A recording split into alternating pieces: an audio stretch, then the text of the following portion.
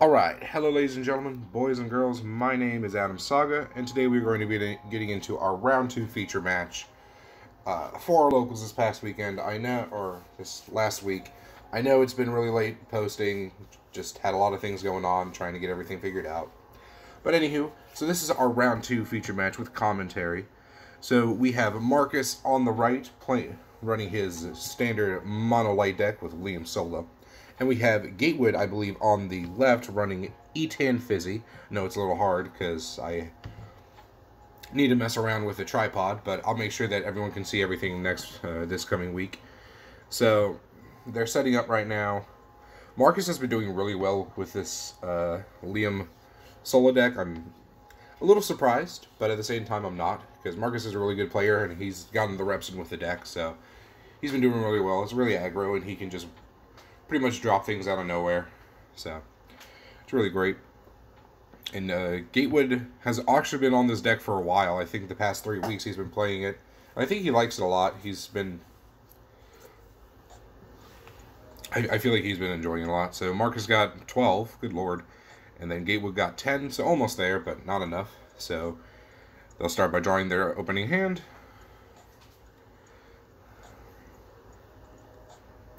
Gatewood's going to mulligan 2, it looks like. And Marcus is still debating what he's going to mulligan. His hand looks like a lot of shiny... Oh, so Marcus actually mulliganed his entire hand. So he sends back 5, he draws 5. Alrighty, so Marcus is going to start us off. He gets a shard. Just got a basic shard, so nothing really fancy. Starts off with a supply deal, ditching, I think that was a Longinus, looks like, to draw 2.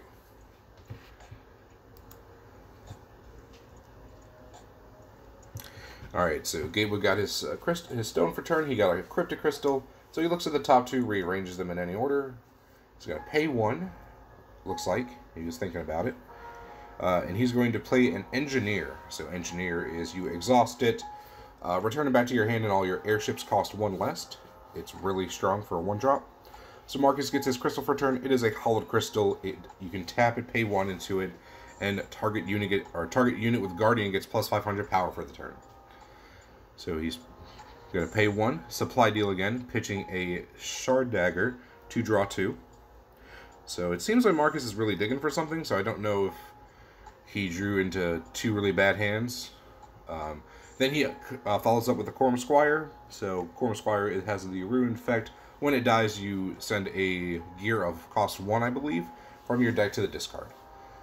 Gatewood gets another Cryptic Crystal, looks at the top 2, rearranges them however he likes. Pays 1 for a Recruit. The Recruit, you basically search for another Recruit. It's a 1-drop 500.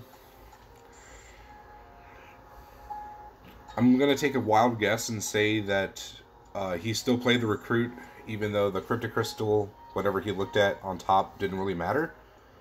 So he still shuffled that away, and he's playing the other Recruit to get the last one out of his deck. So just deck thinning, making sure that he can see the other cards that he needs before. Plus, you can stack up Sky Recruit attacks, and they can just pop towers out of nowhere.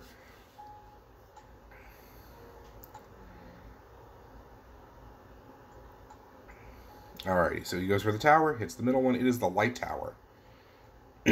So we have our first tower revealed. Light tower in the middle. Goes back to Marcus's turn. He gets his shard for turn.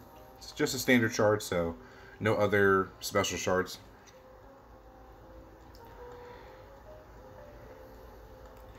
Marcus goes crashing into towers. Hits that one. Hits the air one. Bounces back the Corm Squire. Liam's effect will go off. You search your deck for a gear added to your hand whenever you break a tower. Liam's a really great value engine for most of the gear decks. I believe that is a Caliber that he just added to his hand. Or am I getting them mixed up, honestly? It's quite possible. I just know that he's adding those 2 gears, or he's messing around with those 2 gears because they're really strong. Marcus checking his discard right quick. Alright, so he plays a Raza, banishes 2 gears to bring out a 2-drop Knight from his deck, bringing out Corm Phalanx. Corm Phalanx is a 2-drop 1,500 Guardian. That's all it does. Still really good, though. He'll definitely need the Guardian if he doesn't want Gatewood to pop any more of his towers. Or just be able to start picking off a tower, because Gatewood can guarantee to either reveal one and break one, or potentially break two, depending on what he hits. So, good lord. So, Gatewood hit his 3rd Cryptic Crystal in a row. So, that's really good. He was able to pretty much scry 2 every single turn, in a sense.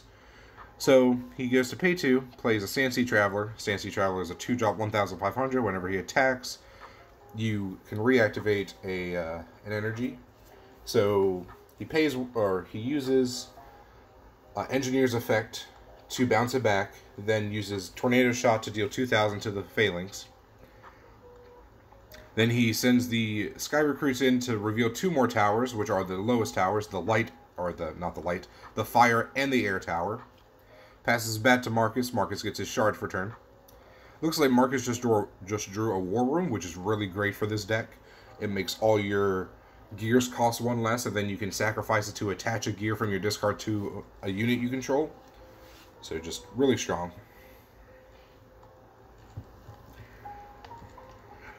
Alright, so Marcus goes to combat, hits the middle tower, hits the darkness one. Let's see what he hits. Oh man, he had an Ishkandar in hand, so that was definitely going to be discarded. So he broke a tower, he searches with Liam's effect. Adds, I didn't quite see it.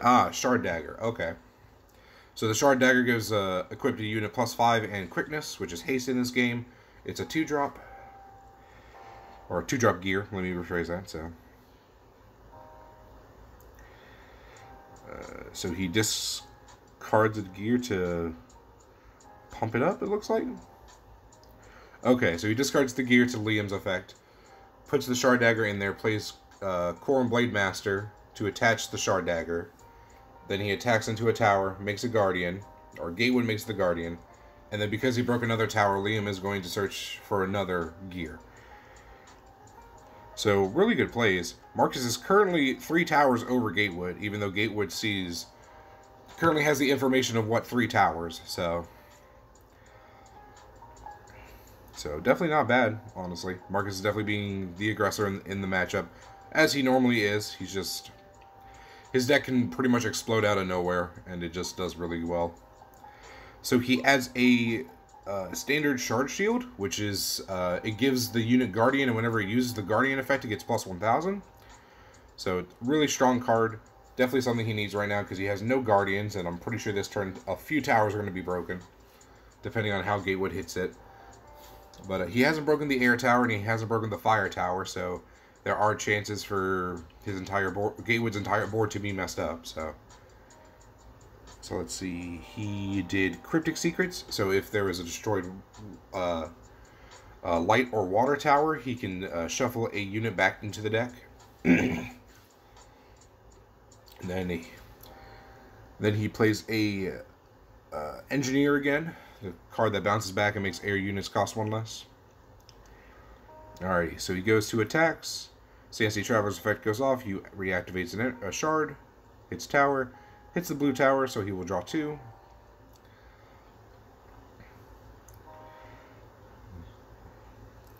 It looks like he's not choosing to attack with the Guardian unit, which is probably a really good choice because Marcus can pretty much explode out of nowhere. Oh no, he is choosing to attack. So he's going for the fire tower. Pardon me. Alright, so the fire tower is destroyed. Marcus is going to choose which unit is destroyed. I imagine he'll probably get rid of the Guardian or Sandsea Traveler. That works just as well. Letting that stay on board is probably for the best. So Gatewood actually made a mistake here that I'll have to talk to him about. I've had to keep up with him on it, but he used Engineer's effect as he played her to bounce it back to his hand, and you can't do that because it's an exhaust ability. So technically that would not have happened. Oh, pardon me. One sec. Pardon me. I am so sorry. So it looks like Gatewood crashed both of his units into the air tower to bounce back the Guardian token and a recruit. Or both of his recruits into it. So Marcus is so they are both currently even in towers. Marcus gets a shard for turn. It's another hollowed crystal.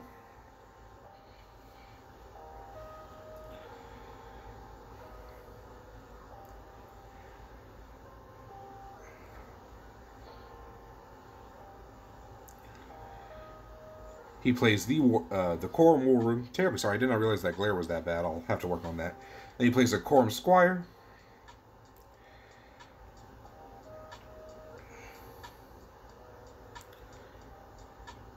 He attaches the standard shard shield for free because of Quorum War Room, making it one less to cast.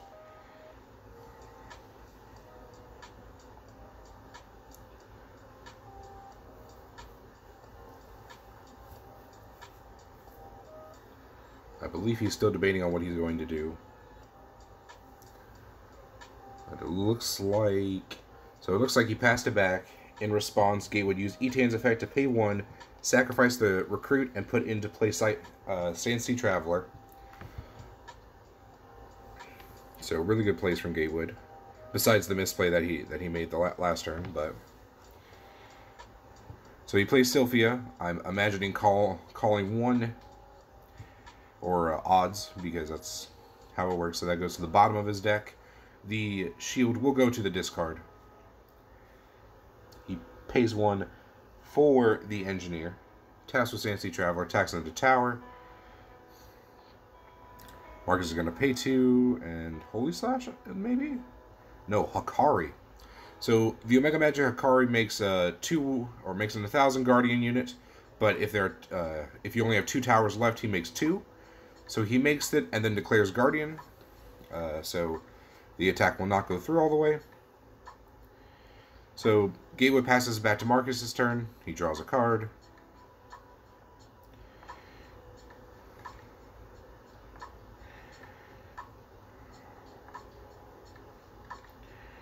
Marcus double checking what Sylphia does.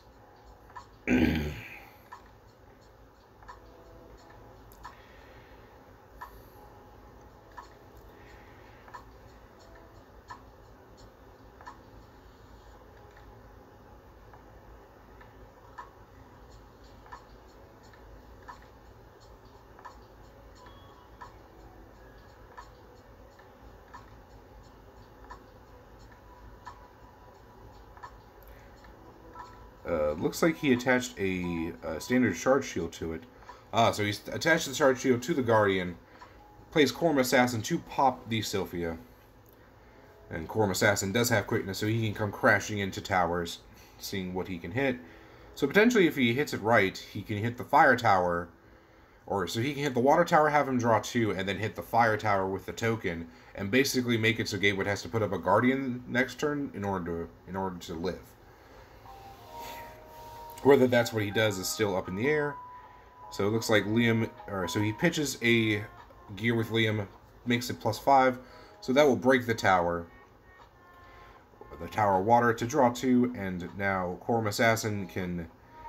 so he's doing Liam's effect to search for a gear, but Quorum Assassin can come crashing in to pretty much put Gatewood on the back foot and force Gatewood to have to put up a lot of Guardian here in order for him to win. I'm trying to think if there's anything that Marcus could do to help him win this turn, but I don't think so with a 2 crystal or with a 2 shard. But he did add a shard cloak, which makes it so that the equipped unit cannot be targeted by spells. So let's see. So he broke another tower, so he's doing Liam's effect again to search for another gear. It looks like he added a shard dagger again. Maybe?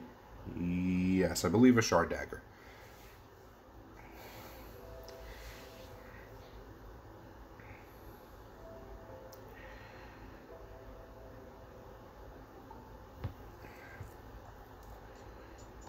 Alright. So instead of opting to attach the cloak to the token in case Gatewood had target removal, he just decided to pass. He also still has a solo flip, so he can make 2 units and put the pressure on Gatewood. I also think I saw in his hand a Hakari, but so what Gatewood did during his end was he E-tanned to bring in Skytree Hawk. He's now using Hurricane Shot correctly, and bouncing back Skytree Hawk to draw 2, and to break a unit of 4 or less, which is what he just did. He then discarded Skytree Hawk to draw 2 cards, which is Skytree Hawk's effect. So I'll definitely have to talk to him about the tornado shot. So Texas Fantasy Traveler. For some reason, he opted to hit the light tower, which I don't think that was the right play, because that basically gave Marcus a unit to attach gears to. Alright, that makes sense. So he then plays Cryptic Secrets to get rid of the token. Paying 1 for a recruit. He would fail to find if he decided to search. So during his end, Marcus is going to play Omega Magic Hakari, making 2 units.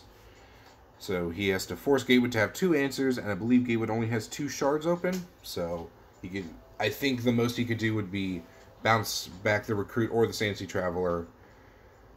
Well, so actually what I think he could do is if he had Great Hawk in hand, he could Etan the Traveler away into Great Hawk and deal with it. But I don't think he does.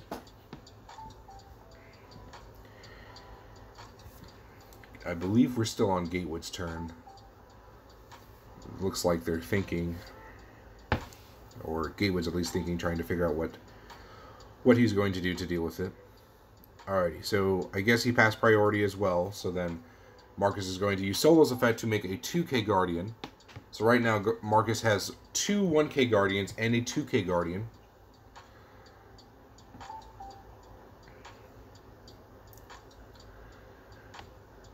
I believe Gate was double checking that he could do that during anyone's turn. Alrighty, so he declares attack, pays 2 for Omega Magic Mizu to tap it down, and I imagine probably bounce it, but that was all he really had. So Marcus got that win. I'll definitely. Oh, looks like it stopped there. Perfect. Well, alrighty, guys. Like, comment, and subscribe. Let me know what y'all think. I will see y'all in the next video. Alright. Bye-bye.